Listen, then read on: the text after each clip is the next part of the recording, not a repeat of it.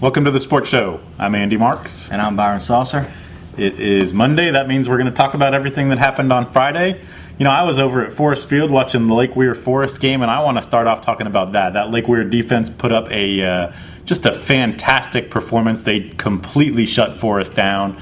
The Wildcats got some kind of garbage time passing yards. They rushed 35 times for 98 yards. I believe they were in the red zone only once, and they were on the run all night long because of Lake Weir's pass rush. It was a really, really, really impressive showing for a team that seems to still be emerging every week. Yeah, the one thing that really surprised me was what you said. I mean, Lake Weir's ability to stop Forest at the line of scrimmage. But you were kind of worried about James Brooks and the passing offense. Would they be able to keep people honest? And it's clear now that they're not. And I think this spells trouble when Sandalwood comes this Friday. If they can't get some semblance of a passing game, I think everybody will study exactly what Lake Weir did to them and copy that approach. Yeah, James Brooks. It was a tough night. Now, in his defense, he was running at full speed just to avoid being sacked by 2 and 3 guys at the same time. A lot of the balls he threw were in that situation, just in a full sprint, just running for his life and chucking the ball to avoid a sack. That being said, he was still close. So, you know, I think he's getting better. Of course, he didn't start the year as a quarterback. He started out as a running back. They had a real receiver, real serious injury, and he's been learning on the fly. A lot of times there was just a little bit off between him connecting a 30-yard pass and not. It wasn't always him. Sometimes it was the receivers. Lake Weir, though, I think deserves the credit here. Some of these guys, Jeremy Cook, Henry Bowie, Vonkie Brewer, Walter O'Neill, these guys were just bursting off the line, and Forrest could not do anything. And it wasn't just pass rush, because every time they tried to rush, and they have running backs who can get yards, the Hurricanes were shutting that down also. And, of course, nobody's really worried about the Lake Weir offense. As usual, the usual suspects, Tracy Curry, Deontay Jenkins, O'Neill once again, Kyle Whiteman. Everybody was heard from. Just a really impressive performance, mostly about the defense, though. We won't go the whole show without talking about offense, and that's because you were over at Trinity Catholic, where you saw two teams put up 106 points. I did, yeah. I stayed on the phone with Jamie most of the time, calling in scoring updates for Ocala.com. But, yeah, it was...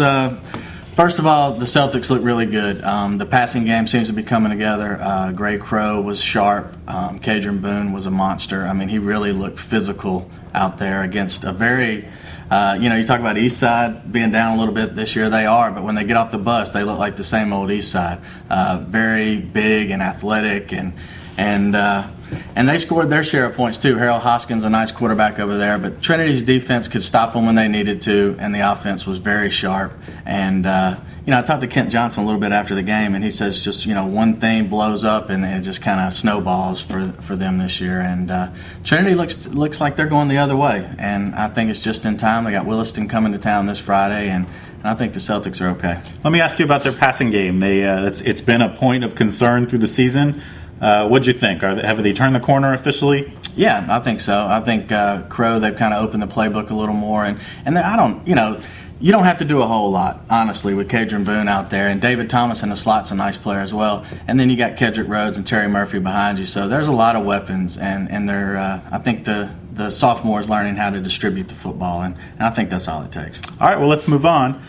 We had a big win for the Denellen Tigers. They had to go on the road against a team that has given them nightmares for 2 straight years. They gutted out a close one. Yeah, this is a huge win for Frank Beasley and his bunch.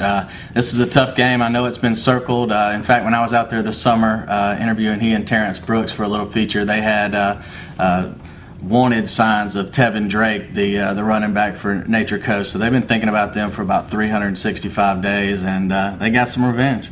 So Denellen is at a point now where they are firmly in the driver's seat in their district. I think they got one more serious game to survive this weekend when an old rival, Crystal River, comes to town. We'll talk about that more on Friday. In the meantime, we had another team going on the road against a tough opponent. That was North Marion. They went to Newberry, a little closer than I thought. I think you picked a closer game than me. But beating Newberry in Newberry, that's a quality win. It is, and I think that's just what North Marion needed. Get out of the county, go play a tough opponent that's going to roll up their sleeves and fight you, and that's exactly what happened. And I think the Colts are It's a very, to have so many sophomores and all, it's a very business-like team over there, very business approach, and I think they'll be fine. Of course, a good one at Booster Stadium with Vanguard this Friday. So that'll be exciting. It certainly will. Talking about needing a win, Bellevue needed a win last week, and they got a big one. They hosted Westport. Okay. Westport was coming off of 2 wins in a row. The Rattlers put together a 37-point effort. They had some signs of their old running prowess returning.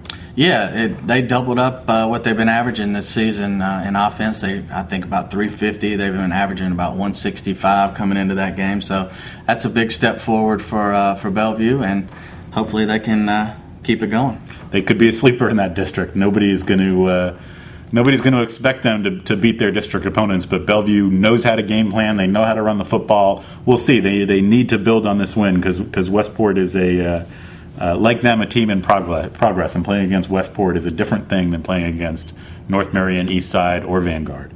So we will keep watch. OCA had a huge win on the road. They got over the hump, and they're doing things that they haven't done in a long time over there. Yep, they knocked off defending champ Faith Baptist down at their place in Plant City, and in pretty methodical fashion, 35-12. The Crusaders keep rolling. They can cap a perfect regular season this Friday when Providence Christian comes to town. And we expect that to happen. Providence, yeah. I don't think, was one of the better teams on their schedule. Looks like an undefeated regular season for the Crusaders. Marvelous job out there. And a big win also for St. John. St. John has turned the corner a little bit. This is 2 in a row, right? Yeah, this is a nice win for them. Not 2 in a row, but 2 anyway. They knocked off Hernando Christian, and they beat Seven Rivers earlier in the year. And anytime you score 56 points, that's some success, especially if you only allow 12. So congratulations to those guys out there. And of course, both OCA and St. John, along with 6 other teams, are going to be at home this week. So fans can go on out, measure their progress, root on the kids, and we'll be back later in the week to talk about those games.